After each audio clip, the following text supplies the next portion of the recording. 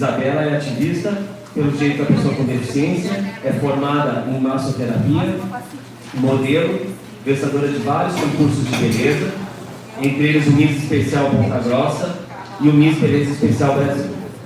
Foi participante do programa Expedição 21, criado para estimular a autonomia das pessoas com síndrome de Down.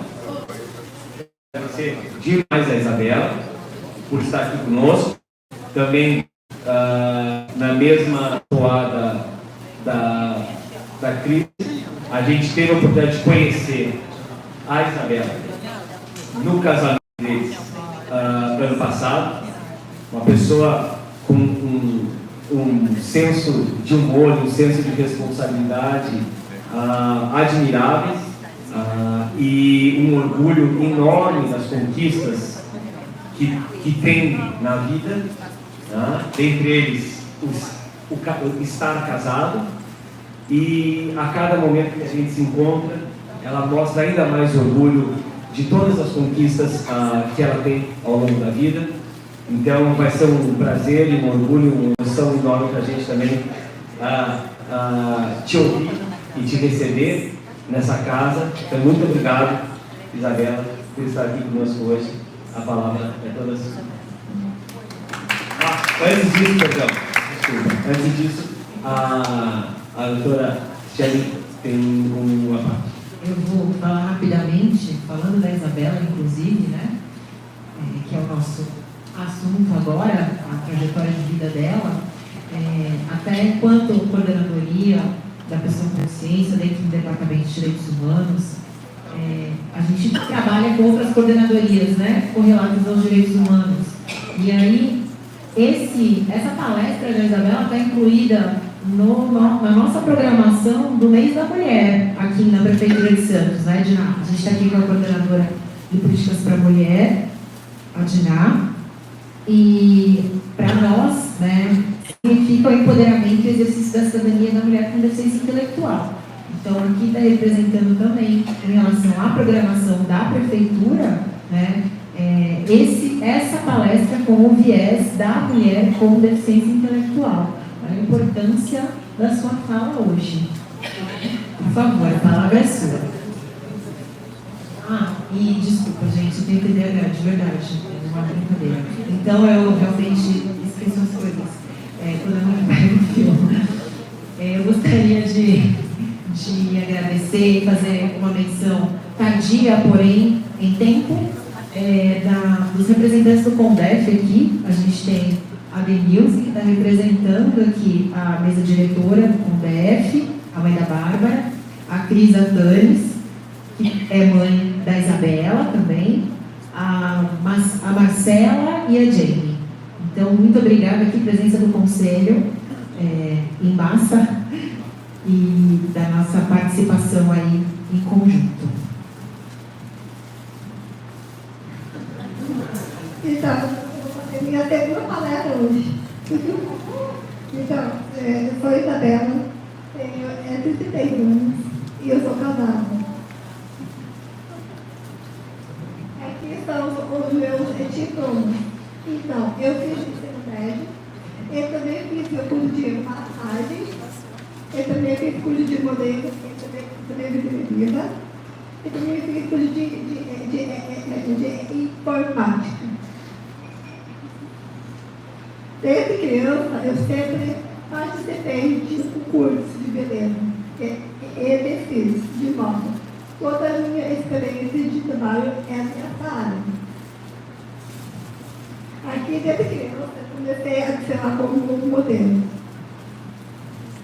Aqui, quando eu era criança, eu já comecei a trabalhar com essa área.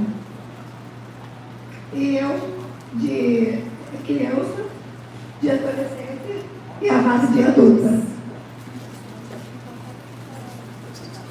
Eu fui Miss em Ponta Grossa e Miss Beleza Brasil especial em Curitiba.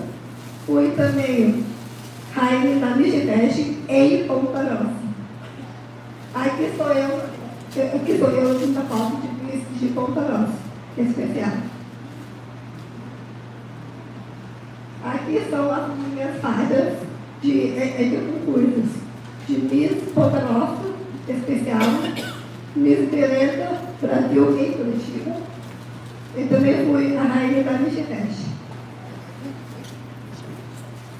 Momentos importantes da minha vida. Decisão mais importante que eu tomei na minha vida foi casar, sair de casa e essa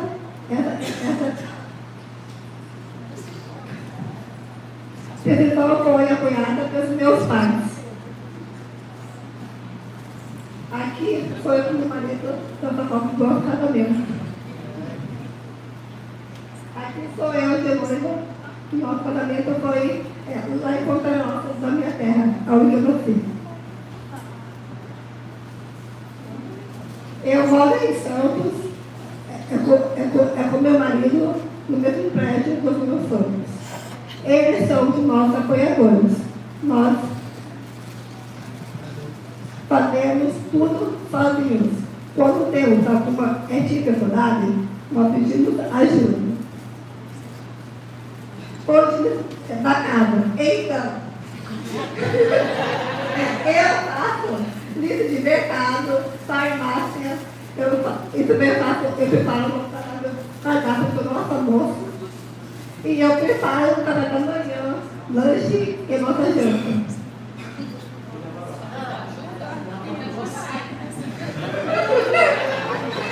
Então, eu estou aqui no mercado sozinha. Eu junto com meu marido e eu fazendo a nossa janta da noite. Então, aqui são mais algumas atividades do meu dia a dia de dona de casa. Eu só sou a dona de casa. Então, aqui tem uma receita de bolo e tem uma lista de viagem que eu faço. O dia que eu quiser viajar, eu faço lista. Eu já sou. Pronto, eu deixo em casa também. Eu vou ao Marcos.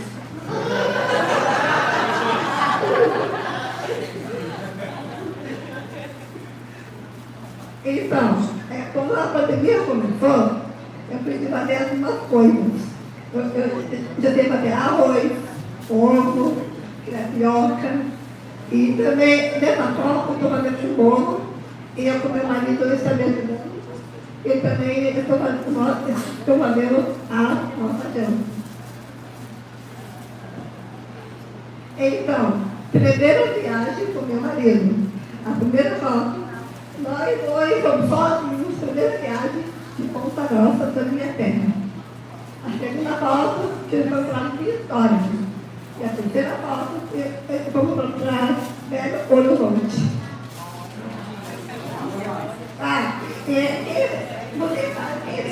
Você sabe quem que não mala?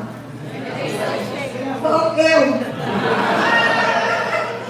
Eu que preparo todas as coisas da nossa viagem. Meu marido também me ajuda, é amor.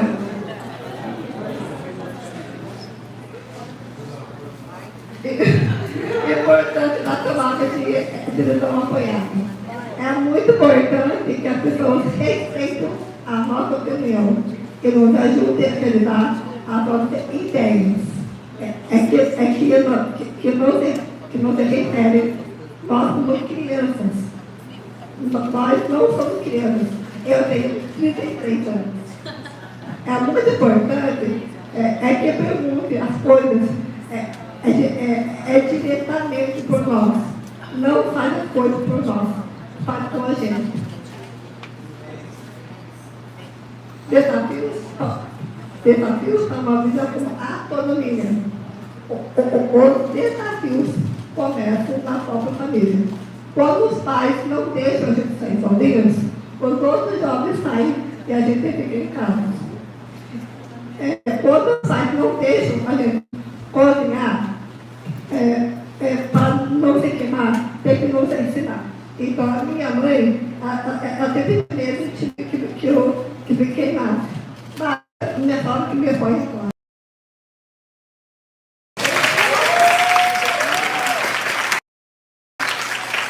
Ela também,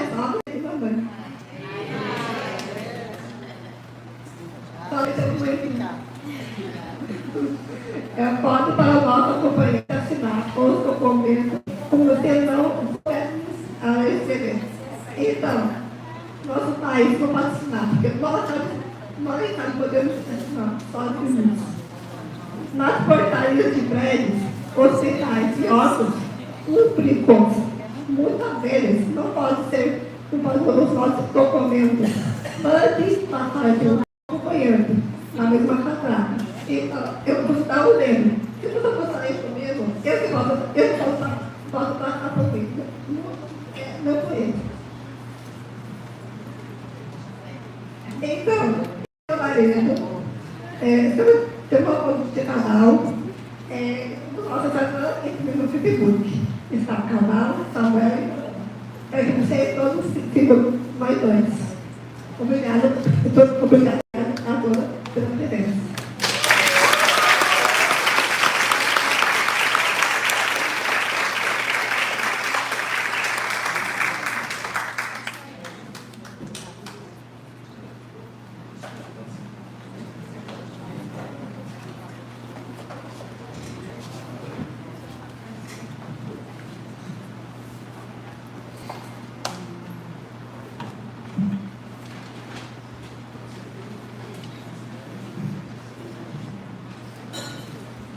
Bom, estamos terminando, prometo que serei breve, até porque acho que não sobrou nada para falar, né? Eu acho que foi tudo muito tão bem explicado, tão bem organizado, falando sério, que na verdade eu não precisava nem falar mais nada. Eu gostei muito da estrutura das duas palestras, a gente estava comentando aqui, eu e o Marcos, porque eles mostraram na prática aquilo que está previsto na lei. A ideia da convenção, e claro, da Lei Brasileira de Inclusão, é justamente permitir que as pessoas participem. Então, quando se fala dos direitos das pessoas com deficiência como um todo, como um direito humano, com frequência, infelizmente, a gente precisa lembrar que somos todos humanos. Porque está meio demodê falar de direitos humanos, parece que é algo errado, né? Se você, caramba, mas somos todos humanos. Quando a gente fala de direitos humanos, a gente está falando da gente mesmo. E o que a gente quer enquanto sociedade? Então, me preocupa muito alguns posicionamentos, e claro que a gente vive numa democracia tem que respeitar tudo, mas eu lembro de uma aula da Faculdade de Direitos Humanos, que o meu primeiro slide era foto, na verdade foi uma charge que eu vi na internet, e já não me lembro mais quem era o autor. Mas eram dois animais conversando, dois cachorros, e um deles falando assim: eu sou contra os direitos dos animais. E aí assim, pô, aquilo lá é só tão estranho pra gente, mas não sou estranho quando alguém fala que é contra direitos humanos. Então assim, a gente está vivendo alguns absurdos, com todo respeito ao impedimento de alguns, mas a gente está vivendo uns períodos de absurdo em que as pessoas falam que são contra direitos humanos. Quando a gente fala dos direitos da pessoa com deficiência como um todo, essas pessoas sempre foram tratadas como objeto de direito. Então assim, a mulher no passado foi tratada como objeto de direito. Há uma questão racial em que as pessoas eram tratadas como coisas e depois como objeto de direito. E quando a gente fala de pessoa com deficiência, é a mesma linha de raciocínio. Também objeto de direito, objeto de proteção. E não como sujeito de direito, como pessoa que são. Então eu não consigo imaginar como alguém pode achar que pessoa pode ficar fora de qualquer coisa ligada à sociedade. Quando a gente fala aqui de capacidade jurídica, já entrando um pouquinho na fala, a gente traz essas pessoas para participarem da sociedade do ponto de vista jurídico. Tanto a Convenção como a Lei Brasileira de Inclusão, o Estatuto da Pessoa com Deficiência, elas são um microsistema. Nesse microsistema jurídico há uma série de princípios, de proteções, para que essas pessoas possam de fato serem incluídas na sociedade. Incluir não é só estar dentro, mas efetivamente participar. E isso, na nossa área, no direito, ainda é muito desconhecido. Quando a gente vem para o direito civil, que é a minha área de atuação, isso é ainda mais desconhecido. Tem assuntos que estão sendo abordados aqui hoje, e tem gente que faz faculdade lá comigo, a gente foi na aluna, que é a aluna ainda da faculdade, pode aqui depois confirmar ou me desmentir. Mas isso não é abordado na faculdade. Esses assuntos são muito pouco falados na faculdade. E aí, como é que a gente espera que a sociedade avance se isso não é abordado na academia? Porque esses sujeitos amanhã, ainda bem que tem gente aqui, eu fico feliz pra caramba quando tem pessoas que não são ligadas a pessoas com deficiência aqui. Porque quem é da família é ativista naturalmente. Quem é pai, mãe familiar, quem é irmão, ou é a pessoa. A gente pode divergir num ponto ou outro, mas está lutando pelos direitos. Às vezes é difícil alcançar quem não tem ligação nenhuma. Então, quando eu vejo pessoas aqui, autoridades, como estavam aqui mesmo, ou pessoas que não são diretamente ligadas, não tem familiares com pessoas com deficiência, eu fico feliz porque é só assim que a gente realmente muda a sociedade. Mudar a cultura é muito difícil. Mudar a cultura, ver quantas mulheres são discriminadas até hoje e há quanto tempo elas já estão aí sendo consideradas pessoas. Por que eu estou falando isso? Porque a capacidade jurídica, a gente entende que seria a aptidão, a possibilidade que a pessoa tem de ter direitos. E isso toda pessoa tem. A capacidade jurídica toda pessoa tem. Essa capacidade ela é dividida tanto na capacidade de direito, que é exatamente essa que eu estou falando para vocês, capacidade de ter direitos, de ser sujeito de direito, e se vocês analisarem na história, algumas pessoas não tinham, se não eram escravizadas, ou não eram objetos. Mas a gente também não adianta nada você conceder direitos sem poder exercer esses direitos. A capacidade de exercício nem todo mundo tem.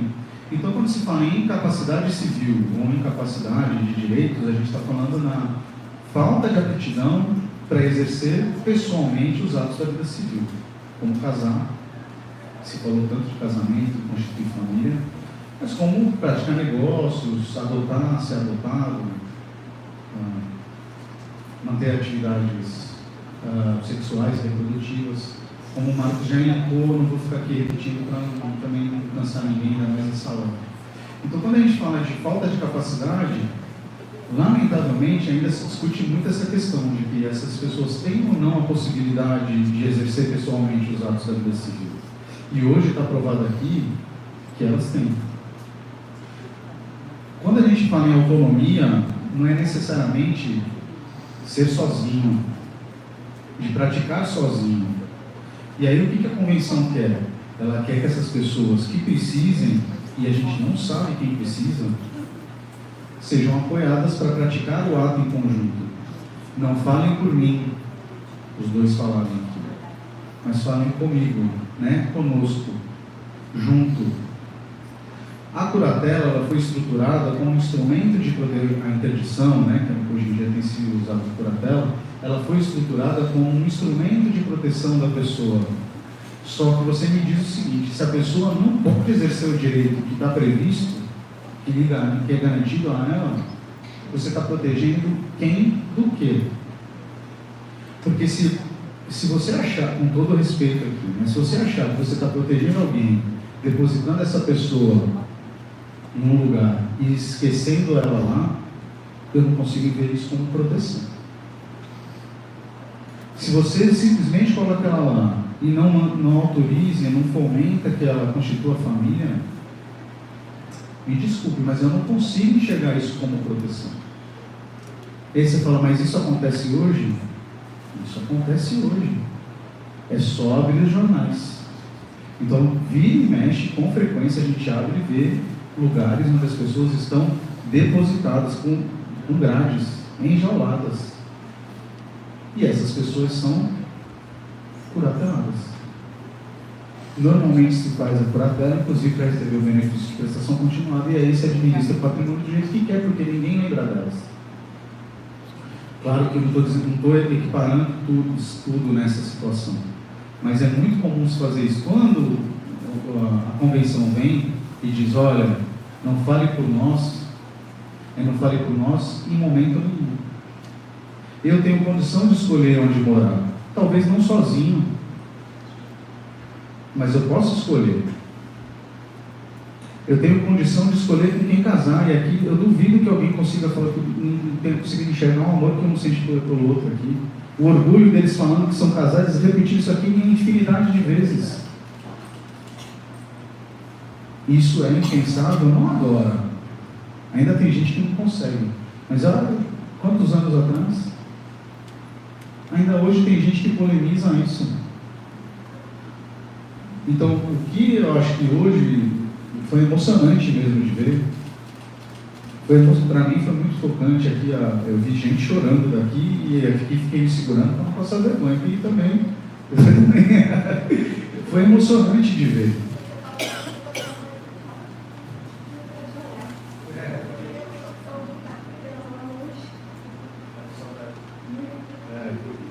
Mas é bom estar casado, não é? Muito bom. Foi a primeira vez que eu vi alguém falar bem da sogra. Foi fantástico, até isso, né? Hoje a gente viveu. Meu Deus, a sogra. Eu gosto da minha aí, que fique claro que conhece ela, pelo amor de Deus. Né? Vou falar da minha também, senão, né? Vamos ter almoço depois também. Deixa eu garantir. Então, a ONU recomenda aos países, e tem recomendado, tem criticado o Brasil por ainda seguir na curatela, porque a curatela é um instrumento de substituição de vontade, de falar por, de representar. Tudo bem que a gente tem a curatela, né, parcial e que se considera a pessoa, né, relativamente capaz, e eu acabei não falando disso e falo rapidinho, mas não é, na prática, o que se vê, quem conhece, né, sabe que na prática o que acontece é a substituição da vontade, e de que as pessoas acham que sabem que é melhor para quem é o curatelado, seja ele quem for. Como pode ser, né, marido, mulher, pai, mãe, filho, filha. E não é isso que se pretende. Quando a ONU fala em inclusão, claro que ela está falando de estar dentro desse círculo, mas eliminar todas as barreiras que impedem essa pessoa de participar. Então eu lembro dessa discussão envolvendo a mudança da capacidade jurídica, das pessoas falando assim, pô, mas quer dizer então que qualquer um vai poder sair fazendo negócios de grande porte econômico, por exemplo, comprar um imóvel? Olha o risco que essas pessoas estão correndo. Veja só, se você perguntar para a maioria das pessoas aqui no Brasil, se elas entendem o que está escrito num contrato de compra e venda, é verdade. A diferença da compra e venda para alienação fiduciária, elas não vão saber. E todo mundo vai precisar de um apoio. Ser apoiado não quer dizer que a pessoa não tem condição de decidir. O direito, ele reconhece a vontade. E a gente interpreta a vontade, sempre. Então, quando alguém chega e fala assim, quem aqui já assistiu um casamento, viu uma interpretação de vontade. A pessoa, né, o responsável pelo lado pergunta, é de sua livre e espontânea vontade que você quer ficar? Sim. Tem gente que poderia fazer um joinha, uma piscadinha. A gente vai interpretar aquilo como, né? Você fala assim, pô, quem veio de Uber manifestou vontade com um clique. E alguém vai dizer, eu não quis? Quis, cliquei. Veja, essas pessoas, claro que aí a gente, e a ideia da curatela e da capacidade jurídica, a gente trabalha ainda hoje com presunções. O CID faz a gente presumir algumas consequências. Não deveria, mas é a realidade ainda hoje. Então, quando alguém vai lá e põe um CID determinado lá, deficiência intelectual, a gente presume que aquela pessoa não tem condição de decidir, que não é verdade. O pior, a gente presume que ela não tem vontade e não se preocupa em interpretar essa vontade que ela tem. Então, quando alguém chegou para ela e falou assim, é de sua vontade, quer que eu repita? Eu vou casar os dois aqui de novo, eu não tenho vocação, né, papai? Mas, muito sim. Alguém tem dúvida que ela quer? Agora, talvez eu não tenha pensado no regime patrimonial. Então, o regime que envolve o casamento, tudo bem, a gente pode pensar, a gente pode conversar, talvez a explicação seja mais difícil. Não só para a pessoa com deficiência intelectual. Quando a gente, volta a dizer, mudar a cultura é difícil. Por que tem muita gente que acha que mulher não tem condição de participar de negócio? Porque a mulher é relativamente capaz até pouco tempo. É a mesma situação. E até hoje, a gente escuta gente dizendo barbaridade assim. O que a Convenção quer? E ela traz esses instrumentos de proteção. Que é uma moradia que a pessoa consiga viver de forma independente, que é uma preocupação que todo pai e mãe de pessoas, né, de familiares com deficiência tem. Se eu não estiver mais aqui, quem vai cuidar dos meus? Quem vai dar esse, quando tem rede de apoio, ok. Mas quando não tem, é uma preocupação natural. O código, a convenção e a LBI prevêem, falta implementar. É muito recente. Se vocês analisarem os marcos históricos trazidos pelo Marcos, vocês vão ver que, do ponto de vista jurídico, ainda é muito recente. O Código Civil é de 2002 e tem coisas que a gente ainda não aplicou adequadamente. Qual é a diferença da curatela para a tomada de decisão apoiada? A tomada de decisão apoiada, a pessoa com deficiência escolhe 2 apoiadores da sua confiança para que auxilie essa pessoa nas suas decisões. E isso é bom para todo mundo, porque se todo mundo aqui, antes de realizar negócio, ouvisse 2 pessoas, né, então ouvisse de verdade 2 pessoas antes de decidir, ela não cometeria talvez erros que qualquer pessoa, com deficiência ou não, tenha cometido. Então assim, é engraçado, volto a dizer, a gente presume que as pessoas não têm condição de decidir por conta do CID.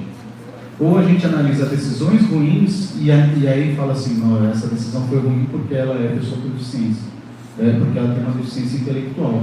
Só que todo mundo aqui já fez um mau negócio. Todo mundo aqui já se arrependeu e falou assim, puxa, eu devia ter observado um pouco melhor isso que eu estou fazendo. E isso não vale para a pessoa com deficiência. O capacitismo faz com que a gente pense que ela decidiu de forma errada porque ela tem um impedimento de longo prazo. Então, claro, a gente ainda tem muito que avançar, porque as pessoas ainda não tiveram educação suficiente para muitas delas, né? Para tomar as decisões como a gente viu aqui. As pessoas ainda não estão tendo acesso ao mercado de trabalho como deveriam ter, como esperado pela Lei Brasileira de Inclusão. Então, acho que os reflexos para a gente ver ainda vão demorar um pouco, sem falar do preconceito. Porque o preconceito é que impede, né? O capacitismo, essa ideia de achar que ninguém precisa adaptar nada. Então, se você fizer um contrato com uma linguagem mais simples, as pessoas vão entender melhor. Talvez não com a profundidade, mas quando a gente fala em discernimento, a gente não está falando de diferenciar, mas é entender as consequências das nossas escolhas. Então, se a pessoa vai fazer, claro, ela não pode fazer sozinha, eventualmente, né? A gente tem que analisar cada pessoa. Mas, se ela uma vez orientada sobre os riscos daquele negócio, as vantagens que ele pode te trazer, mas também os prejuízos que podem dele advir, se ela conseguiu compreender isso, qual é o problema? Vai poder realizar. Agora, a gente está falando de uma venda de um imóvel. É um negócio que requer um cuidado muito maior. Agora, para outros tipos de negócio, para questões envolvendo direitos existenciais, como casar, tem gente que casou sem deficiência, que casou 7 vezes. Se fosse pessoa com deficiência, o que queriam dizer? Não pensou bem. Só fez isso, está casando com qualquer um porque não tem condição de pensar, de escolher. Então, na verdade, a tomada de decisão apoiada é um instrumento muito bacana para a pessoa com deficiência, principalmente deficiência intelectual, mas não só para ela. Qualquer pessoa que esteja na dúvida, que precise de um apoio, deveria contar com a tomada de decisão apoiada. No Brasil, ela não foi criada para isso mesmo, né? Para qualquer situação. Mas eu não vejo impedimento nenhum, porque a ideia dela não é tornar a pessoa incapaz. Por que a Convenção exigiu do Brasil que reconhecesse a capacidade das pessoas com deficiência? Porque algumas vão precisar do apoio para exercer os seus direitos e outras não. Mas não presuma que elas não possam. O que você tem que fazer é deixar a opção de escolha e analisar cada um. O Código Civil, e aí, falando da minha área, né, as pessoas ainda pensam até hoje que o CID é incapacitante. E essa pessoa não consegue escolher. Então, é muito comum nos processos de curatela sequer haver, é obrigatório por lei, mas às vezes não tem oitiva do sujeito para ser curatelado. Então, você pega lá um laudo de um médico particular, consegue a curatela provisória, e depois é feita uma perícia e o juiz nem entrevistou. E aí você fala assim, pô, sendo que o ideal é que seja multidisciplinar mesmo, o Marco já falou disso. Mas você fala assim, cara, você decidiu, você tendenciou alguém a não exercer mais direito nenhum, não manifestar sua vontade, e você nem ouviu.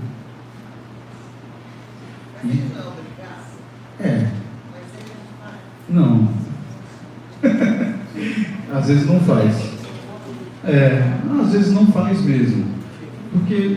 E a gente ainda tem um problema muito grande. Por que a tomada de decisão apoiada ainda é pouco utilizada no Brasil? Para questões previdenciárias ela ainda é muito exigida. Então, se você como é que eu posso, se eu faltar amanhã, para considerar como dependente, ou até para exercer alguns direitos previdenciários, com relação a alimentos e tudo mais, você, embora exija realmente a resolução do INSS, dizendo que não pode se exigir a curatela, na prática se exige. Então, enquanto isso não for resolvido, as pessoas não terão coragem ou poucas pessoas estão tendo coragem de optar pela tomada de decisão apoiada. Pelo menos eu tenho vivenciado muito isso. De explicar as vantagens, a pessoa escuta, conversa com a pessoa com deficiência, eles falam, legal, vantagens, mas e se eu morrer amanhã? Se morrer amanhã ainda há um problema, há um risco. E aí, se volta atrás, ele ou não faz a curatela, ou a pessoa acaba optando pela curatela e pela interdição. Então, o que é péssimo. Mesmo na curatela hoje, como as pessoas com deficiência, porque não existe mais incapacidade absoluta como existia antes. Hoje, incapacidade absoluta é só questão de idade. Menor de 16 anos é absolutamente incapaz. O resto, todos os demais são relativamente capazes. E aí a gente volta na ideia de assistência, de participação em conjunto, que na prática, na verdade, não acontece. Então, quando você pega aí pessoas que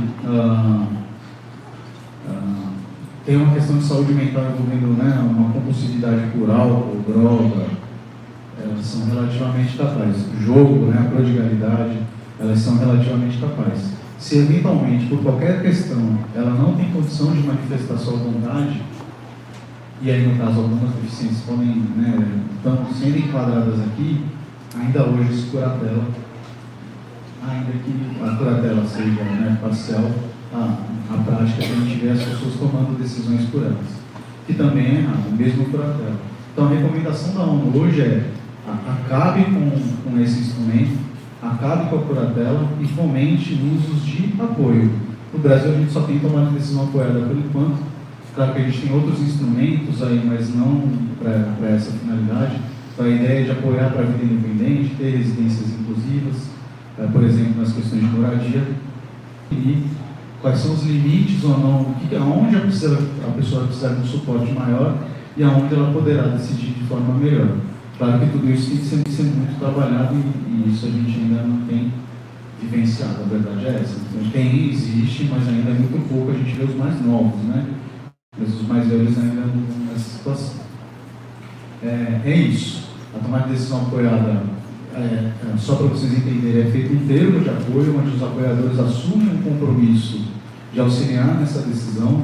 Então, é possível até se prever, na falta de um apoiador, quem é que pode substituir, se um deles vier a falecer, alguma coisa assim. E aí você fixa os limites do apoio.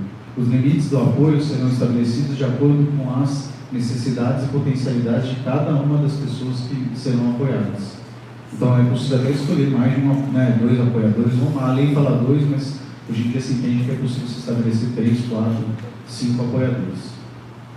Tá joia? Eu quero agradecer de coração, primeiro ao Marcos, de verdade, porque a organização dele foi realmente fantástica. Eu ainda estou curioso para saber do armário, se é organizado, eu vou olhar aqui assim. Se a mesa, ele sabe onde está cada coisa na mesa dele.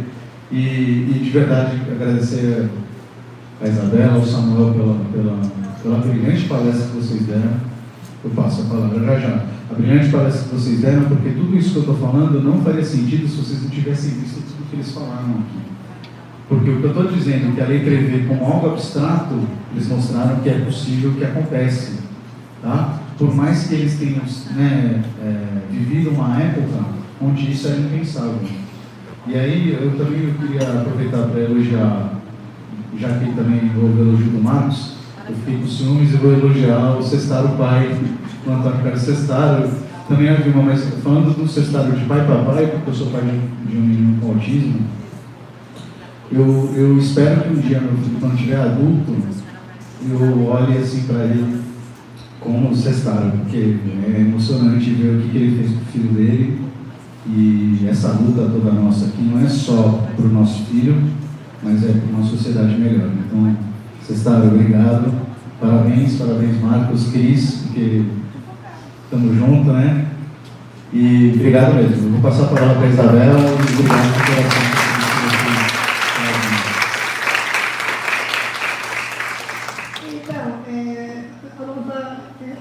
nossa família, em primeiro lugar, é a nossa família. Então, os meus pais me apoiam, os meus irmãos também. E quando tem a família é mais importante, mais importante para nós também. Porque minha família, eu moro longe deles. Porque eu converso com eles todos os dias. Eles são muita filha. Quero agradecer ao Cauê, o Marcos e Cris, pelo convite de hoje. Você está termina. E fica no canal do Canal Isabela. Eu curo esse meu compartilho com a Isabela. Obrigada.